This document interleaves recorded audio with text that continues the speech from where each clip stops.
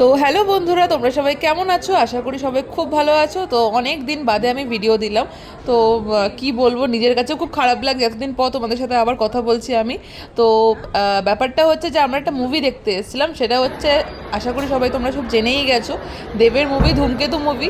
তো এত বছর পর দেব শুভশ্রী আবার একসাথে আমরা সেই জুটিকে দেখতে পাচ্ছি, পুরনো সেই সঙ্গীত বাংলা সেই জুটি। তো সবাই দেখো মুভিটা, আশা করি সবার খুব ভালো লাগবে। আর যারা স্পেশালি যারা দেখোনি মুভিটা, তারা সবাই কিন্তু মুভিটা দেখবে।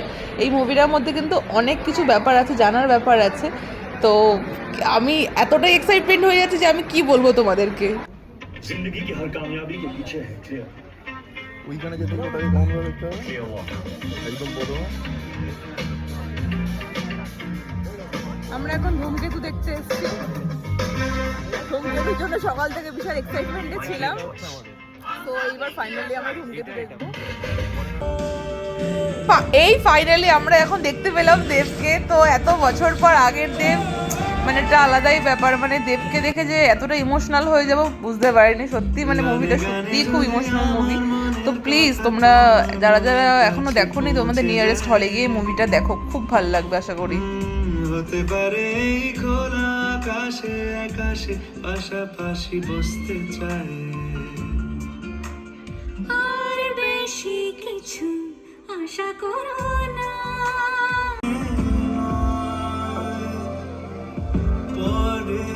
মানে আমি এখানে কি বলবো, ব্যাপারটা হচ্ছে তোমরা যদি মুভিটা না দেখো, আমি বলবো দেখো না। কিন্তু এই মুভিটা একবার দেখলে হবে না, মুভিটাকে একবারে না 2-3 বার করে দেখলে তবেও মনে হয় শেষ হবে না, এত ভালো মুভিটা।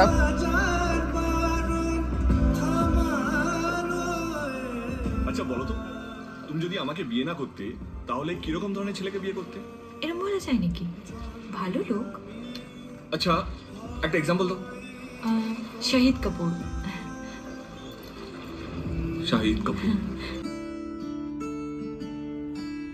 এ বুকে আগুন ছিল আঙুলে আঙুল দেখা হতে পারে ভেবে কতটা ব্যাকুল সব কিছু মনে পড়ে যায় আজ সব কিছু মনে পড়ে যায়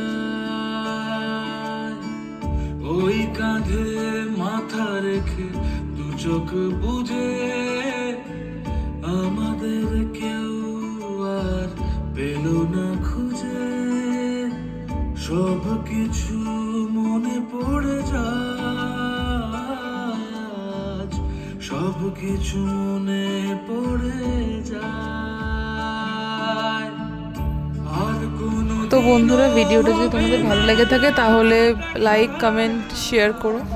আর কোনো দিন